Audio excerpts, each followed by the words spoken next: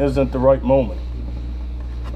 So Pharaoh had a dream. He was standing by the Nile when out of the river there came up 7 cows, sleek and fat, and they grazed among the reeds. After them 7 other cows, ugly and gaunt, came up out of the Nile and stood beside those on the riverbank. And the cows that were ugly and gaunt ate up the 7 sleek fat cows. Then Pharaoh woke up. He fell asleep again and had a second dream. 7 heads of grain, healthy and good, were growing on a single stalk. After them 7 other heads of grain sprouted, thin and scorched by the east wind. The thin heads of grain swallowed up the 7 healthy, full heads. Then Pharaoh woke up. It had been a dream. In the morning his mind was troubled, so he sent for all the magicians and wise men of Egypt. Pharaoh told them his dream, but no one could interpret them for him. Then the chief cupbearer said to Pharaoh, "Today I am reminded by my shortcomings." Pharaoh was once angry with his servants and imprisoned me and the chief baker in the house of the captain of the guard. Each of us had a dream the same night, and each dream had a meaning of its own. So, right there, after 2 years, that one moment, he remembers what happened 2 years ago. So it goes on, then Joseph, so they call Joseph in. Pharaoh says, "Let's get this guy in here.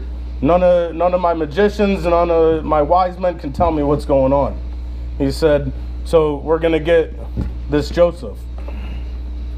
So then Joseph said to the Pharaoh, "The dreams of Pharaoh are one and the same. God has revealed to Pharaoh what he is about to do. The 7 good cows are 7 years, and 7 good heads of grain are 7 years. It is one and the same dream. The 7 lean, ugly cows that came up afterwards, after 7 years, and so are the 7 worthless heads of grain scorched by the east wind. They are 7 years of famine. It is just as I said to Pharaoh. God has shown Pharaoh what he is about to do. 7 years of great abundance are coming throughout the land of Egypt, but 7 years of famine will follow them. Then all the abundance in Egypt will be forgotten, and the famine will ravage the land. The abundance in the land he will not be remembered, because the famine that follows it will be so severe. The reason the dream was given to Pharaoh in 2 forms is that the matter has been firmly decided by God, and God will do it soon. And now let Pharaoh look for a discerning and wise man and put him in charge of the land of Egypt. Let Pharaoh appoint commissioners over the land to take 1/5 of the harvest of Egypt during the 7 years of abundance. They should collect all the food of these good years that are coming and store up the grain under the authority of Pharaoh to be kept in the cities for food. This food should be held in reserve for the country to be used during the 7 years of famine that will come upon Egypt, so that the country may not be ruined by the famine. The plan seemed good to Pharaoh and to all his officials, so Pharaoh asked them, "Can we find anyone like this man, one in whom is the Spirit of God?"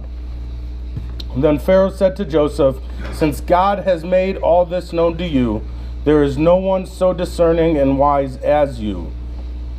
And this is one of the key verses. "You shall be in charge of my palace, and all my people are to submit to your orders.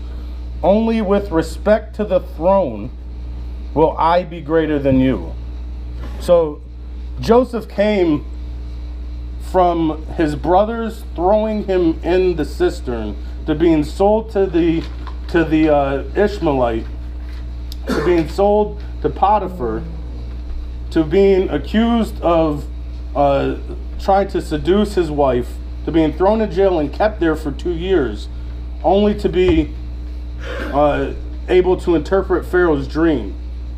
And then why I said this verse is important is only with respect to the throne will I be greater than you. Like, Pharaoh right there is saying, if the throne wasn't here, if I didn't respect what's happened before me in regards to the throne, you would be greater. So God took Joseph from the bottom, rock bottom, and made him second in Egypt's eyes, but first in Pharaoh's eyes. And that's just, God can take whatever situation that we're in and just change it, revamp the whole thing. And it's always his timing. It's not our timing. If anything would have happened at another time than how it happened right here, everything would have been thrown off.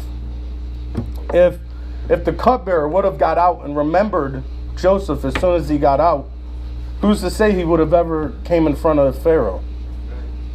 And if he would have never come in front of Pharaoh, then what would have happened to Egypt? If he never came in front of Pharaoh, no one would have been able to interpret the dreams, so no one would have told Pharaoh what was coming. So Egypt would have been desolated.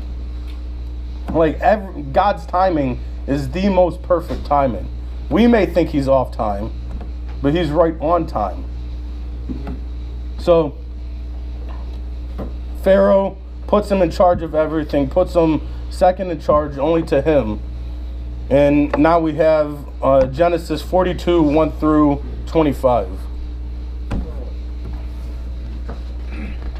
When Jacob learned that there was grain in Egypt, he said to his sons, "Why do you keep looking at each other?" He continued, "I have heard that there is grain in Egypt. Go down there and buy some for us, so that we may live and not die." Then 10 of Joseph's brothers went down to buy grain from Egypt. But Jacob did not send Benjamin, Joseph's brother, with the others, because he was afraid that harm might come to him. So Israel's sons were among those who went to buy grain, for there was famine in the land of Canaan also. Now Joseph was the governor of the land, the person who sold grain to all its people. So when Joseph's brothers arrived, they bowed down to him with their faces to the ground. As soon as Joseph saw his brothers, he recognized them, but he pretended to be a stranger and spoke harshly with them. "Where do you come from?" he asked. "From the land of Canaan," they replied, "to buy food." Although Joseph recognized his brothers, they did not recognize him. Then he remembered his dreams about them and said to them, "You are spies! You have come to see where our land is unprotected." Stop right there real quick. So he's trying to, he's like, okay, they did what they did to me, so I'm going to mess with them a little bit. So this is what he's doing. He's just playing a game. He's paying them back right now for throwing them in the, I don't think it comes close to what they did to him, but he's still trying to mess with them. Keep going. "No, my lord," they answered. "Your servants have come to buy food. We are all the sons of one man. Your servants are honest men, not spies." "No," he said to them, "you have come to see where our land is unprotected." But they replied, "Your servants were 12 brothers, the sons of one man who lives in the land of Canaan. The youngest is now with our father, and one is no more." Joseph said to them, "It is just as I told you, you are spies, and this is how you will be tested. As surely as Pharaoh lives, you will not leave this place unless your youngest brother comes here. Send one of your number to get your brother. The rest of you will be kept in prison, so that your words may be tested to see if you are telling the truth. If you are not, then as surely as Pharaoh lives, you are spies." And he put them all in custody for 3 days. On the third day, Joseph said to them, "Do this, and you will live, for I fear God. If you are honest men, let one of your brothers stay here in prison, while the rest of you go and take grain back for your starving household. But you must bring your youngest brother to me, so that your words may be verified, and that you may not die." This they proceeded to do. They said to one another, "Surely we are being punished because of our brother. We saw how distressed he was when he pleaded with us for his life, but we would not listen. That's why this distress has come on us." Reuben replied, "Didn't I tell you not to sin against the boy? But you wouldn't listen. Now we must give an accounting for his blood." They did not realize that Joseph could understand them, since he was using an interpreter. Okay, well, we're not going to read up to 25, but that's they right there. Joseph realizes that they've learned their lesson, that what they did, they have understood what they did. And so, they said, surely we are being punished because of our brother. So they've had remorse, and they want to be redeemed for it, and they think this is because of what they've done. So they're thinking they're going through all of this because of what's happened in the past. And now we come to 44, 27 through 45. But before that, they go back. Reuben goes back and gets the brother, gets Benjamin, who now is the youngest, and brings him back with him so he can meet Joseph, or who they think is second in charge. And 27. This is there's the story of Joseph. You can find a lot of different messages within the story, and we've already seen a couple. Just God's timing is the best timing, and no matter where we are, God can use our misery to become our ministry, or he can use our misery as his way for us to come up and show his glory. So they bring Benjamin back, and it says, your servant my father said to us, you know that my wife bore me 2 sons. One of them went away from me, and he said, he has surely been torn to pieces, and I have not seen him since. So he's saying Joseph's gone, and now he has Benjamin. If you take this one from me too, and harm comes to him, you will bring my gray head down to the grave in misery. So he's saying, if I lose both my young sons, then I don't know what I'm going to do. I've already lost one, and now I could possibly lose the other one because you're bringing them with you. That's the whole reason why I kept them back in the first place, and now you're coming back and saying we need to bring them. So now if the boy is not with us when I go back to your servant my father, and if my father, whose life is closely bound up with the boy's life, sees that the boy isn't there, he will die. Your servants will bring the gray head of our father down to the grave in sorrow. Your servant guaranteed the boy's safety to your father. I said, if I do not bring him back with you, I will bear the blame before you, my father, all my life. Now then, please let your servant remain here as my lord's slave in place of the boy, and let the boy return with his brothers. Now can I go back to my father? How can I go back to my father if the boy is not with me? No, do not let me see the misery that would come upon my father. So he's saying to, I skipped a bunch of stuff, but he's saying to Joseph, because he brought Benjamin back, and he's saying, I can't go back to my father without Benjamin because of what Jacob had said. And he's saying, I can't go back without him because it'll just be the death of him. It'll ruin him. And in that line, what they say in 33, it's almost like what Christ tells God when he comes to earth. He says, now then, please let your servant remain here as my Lord's slave in place of the boy, and let the boy return with his brothers. And he says, how can I go back to my father if the boy is not with me? Christ comes and he says, I'm not going back to God without any of you. So he came, and he came to save us. He came to redeem us. And he said, I'm not going back to the Father unless I have you. I'm not going back to the Father unless you come to me. I'm not going to go back empty-handed. Because if he did, then his mission wasn't accomplished. Amen. If he came and we don't accept the gift that he gave us, it's impossible for us to go with him to the Father. It's impossible for us to go back to the Father with him if we don't accept the gift, if we don't accept him and accept what he has done for us. So I'm going to skip back to 42. Mom was saying 44. So, he says that, but before that, I think the most important message, the most important lesson I get from this story is the fact that Christ comes from the line of Judah. And what happens, and if you want to look later on, Genesis 44, as they're getting ready to leave, they're sitting down for dinner. Joseph has said, okay, everything's good. I saw your younger brother. He decides to do one more thing, and he plants a silver cup into Benjamin's bag. And so no one knows that he had planted this silver cup into Benjamin's bag. And as they're leaving, he says, wait a second. He said, I'm missing something. So he tells his guards to check the bags, and out comes a silver cup from Benjamin's bag.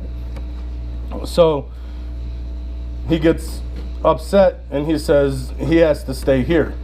He's not going anywhere. And Judah comes out and says what he said, what I read. And Judah says, I don't care what he's done.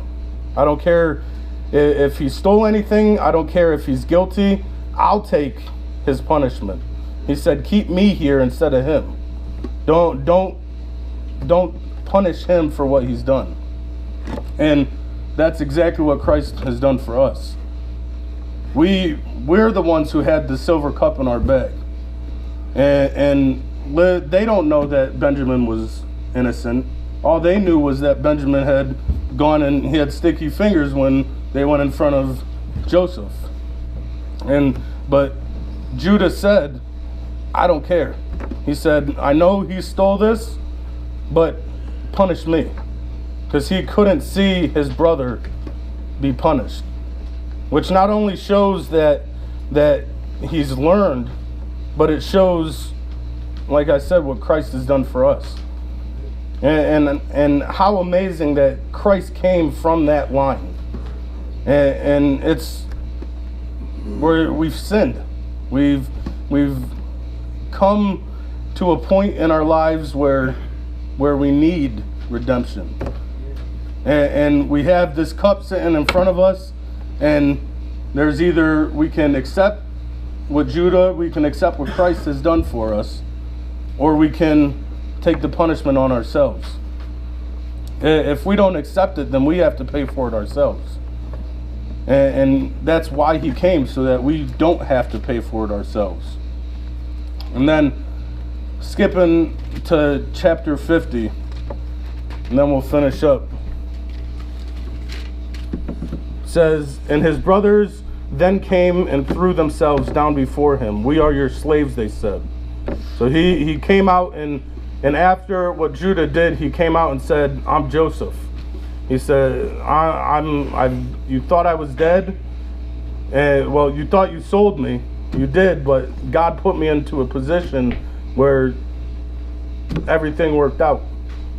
What you did to me, it was only for his glory. He worked everything out where it worked out for him. And so he says, but Joseph said to them, don't be afraid. Am I in the place of God? You intended to harm me, but God intended it for good, to accomplish what is now being done, the saving of many lives. And those words right there, you intended to harm me, but God intended it for good, to accomplish what is being done, the saving of many lives. Amen. Christ came, and the world put him up on the cross. Our sins put him up on the cross. And that's what he tells us. You intended to harm me, but God intended to accomplish what is now being done, the saving of many lives. So it was meant for something bad at that time when he went up on the cross. But all that came after it was only good. It had to happen. And Christ knew it had to happen. He knew that he had to go on the cross so that many lives would be saved. He had to give his one life so that all lives could have a chance of salvation. And that's the true message, is that Christ died for us. And it doesn't matter what we've done. It doesn't matter where we've been. It doesn't matter how far we've gone down. It doesn't matter how far we've gone up. Everybody needs it. Doesn't matter who you are. You could be rich, poor. It doesn't matter. Everybody needs that salvation. And if we think that we don't, then we need it that much more. And we can go running all around trying to find things that'll make up for what we're missing, but nothing's ever gonna make up for it. And we'll just spend our entire lives running around for nothing. And we'll just end up tired. Amen. We'll just end up weak, and at the end of the day, we didn't do anything. You can have a list of your accomplishments. You can have a list of everything you've done in life, but if there isn't put Christ first in that list, then you might as well not even have the list. Because none of those things that you have on the list will get you to heaven. None of the things that you have on the list will get you to where you need to go. And all the list will do is bring you down. And it's we need it. And when we get it, everything just goes away. We have a dirty mirror in front of us, and we keep trying to wipe it off with our dirty hands. And all we're doing is just smearing the dirt all over the place. And what Christ does is he comes up with a bucket of water. He says, "Scooch aside, I got this." And then he throws the bucket of water on the mirror, and then you look, and all that mud's gone. All the dirt's gone. And that's what he does. He makes it so that all the dirt and all the muck and all the grime that's on us, it's just gone. We don't have it. We don't need it, and it just keeps us from doing what we truly need to do in life. Amen. And all the dirt and the muck keep us from where we need to go in life. So that's what I have for today, is just trust in him and put everything in him, and know that no matter what you've done, nothing is too bad for him to accept you to him. And I mean, there's people out there who have done way worse things than any of us have done, and he's accepted them. I mean, we say this all the time. Paul killed Christians, many Christians. He would hold people's tunics, robes, whatever you want to call them. He would hold them while they would throw rocks at Christians. If he can be saved, why can't we? It's simple. We just try to put too much thought into it. We try to think with our minds and say, well, I've done this, I've done this, I've done this. But it doesn't matter. Sin is sin. Whether big or small, sin is sin, and that's what he came to conquer. He came to conquer sin.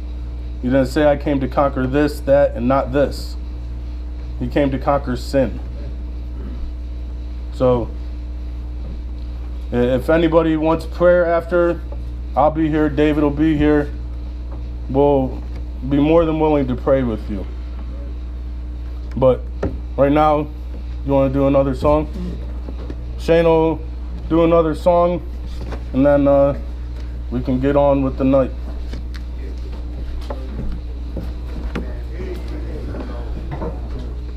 Oh, you're good, man. You're good.